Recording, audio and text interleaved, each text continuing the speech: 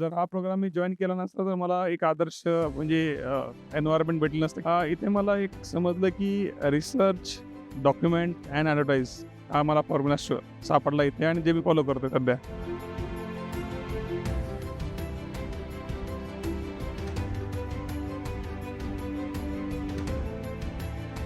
मी उद्यम महाराष्ट्रला जुळण्यापूर्वी आर्थिक परिस्थिती माझी सर्वसाधारण होती आणि मानसिकदृष्ट्या मी धडपडत होतो की काहीतरी नवीन जे माझ्या मनाला पटेल असं विक्रीसाठी मी धडपडत होतो. आता माझ्याकडे सिस्टम्स आहेत आणि मी त्यात जातोय.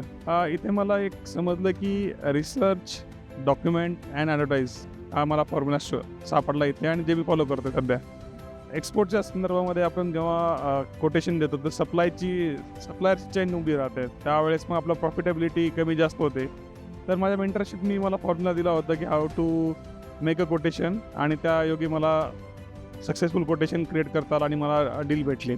जर हा प्रोग्राम मी जॉइन केला नसता तर मला एक आदर्श म्हणजे एन्व्हायर्नमेंट भेटलं नसतं किंवा मला मेंटरशिप भेटली नसती आणि मी योग्य मार्गावर गेलो नसतो.